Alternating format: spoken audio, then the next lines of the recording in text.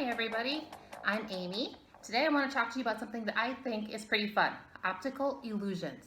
Now you've probably heard that word before. What is an optical illusion?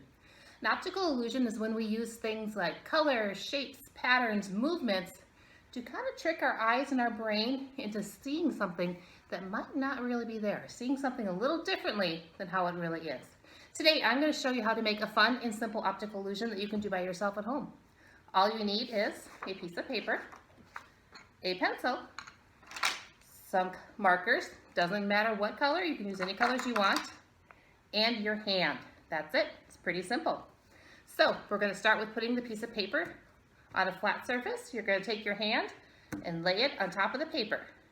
Make sure you get all those fingers and thumbs fit on the paper. You want to spread them out because we're going to trace around it with the pencil. So start at the bottom. Trace all the way around each finger.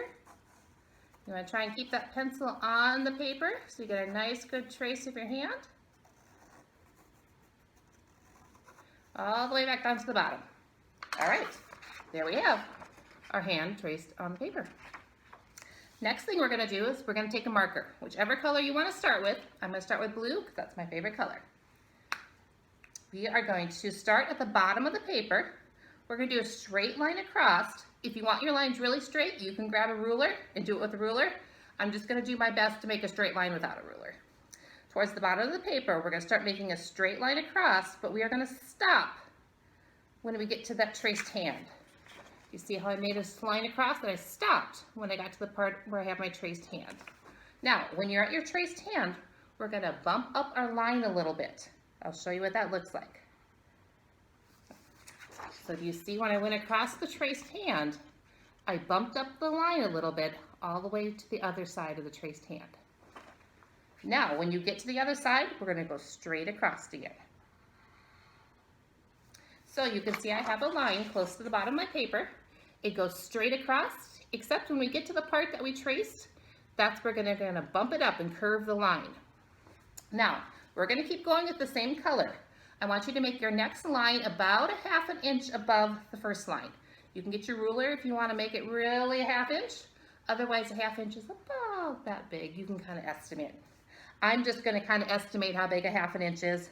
If it's not exactly perfect, that's going to be okay. We're going to do the same thing. Draw a straight line across, curve it up over the part of your hand that's traced, and then a straight line the rest of the way across. So now you can see I have two lines, about a ½ inch apart. They both do the same thing. They go straight across, they curve over the top of the traced hand, and then straight again. Now, we're going to keep doing this with the same color. You're going to keep doing this all the way to the top of your paper. About a ½ inch between each line. And when you get to the part that's traced, you're going to bump it up and do that little curve. Like I said, if they're not exactly a ½ inch apart, that's okay. Just do your best. It's all right if you make a little mistake. I do sometimes too. And just do your best to kind of curve your lines when you go over the top of that hand. Now, when you get to the thumb and the fingers, you're going to have to do a lot more curves. So it does get a little trickier, but just do your best with it. Sometimes I kind of mess up a little bit too, but that's all right. And the nice part about this activity is that you don't need very many supplies. It's pretty simple to do. So if you don't like the way your first one turns out, you can just go right ahead and make another one. I usually use white paper, but if you've got some pink paper or some yellow paper, that would work too. Just a light enough color that you can see your traced hand. All right, now I'm getting up to those fingers. So you can see I'm doing lots of little curves over those fingers. I will show you that.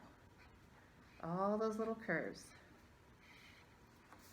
So I'm getting up to those fingers. So do you see I'm still doing my straight line beginning, doing little curves over every finger, and then my straight line again. So I'm going to keep going until I get to the top of my paper.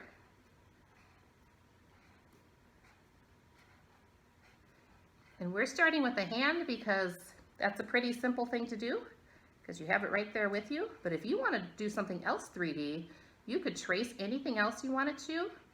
You could trace your foot if you wanted to do a 3D foot. You could make a drawing on there like a star or a heart, and you could do the 3D of that shape. Just remember, when you do your lines across, you want to bump it up and curve it anytime you get to the part that you have traced.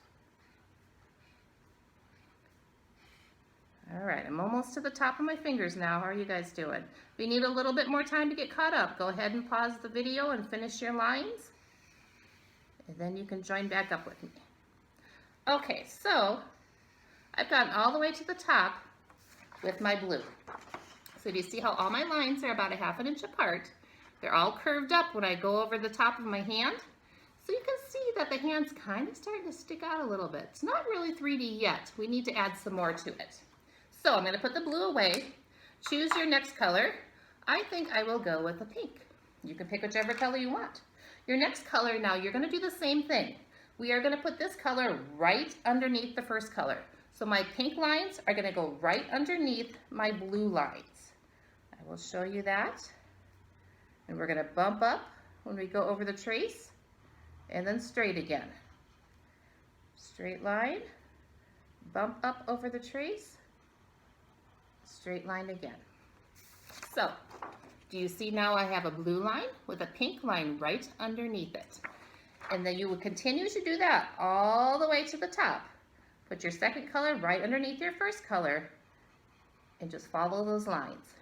Now, when you get your second color all the way to the top, then of course you go to your third color. So if I was going to do green, my green then is going to go right underneath the pink. Do the same thing. Put right underneath the last color and just follow those lines across, making your curve over the trace. Now if you have a little bit of white in between your colors, that's okay. It'll still work. I have a little white showing in mine. So now you can see on the bottom here I have 3 colors. I have that blue, my pink, and my green. Each color going underneath the one in front of it. It's going to follow that same pattern. You keep doing it all the way to the top. Fill in as much of this white as you can with colors. When you're done, you're going to have something that looks a little bit like this, or a little bit like this. These are some that I completed earlier. Now do you see on our paper, that hand kind of looks like it's sticking out, doesn't it?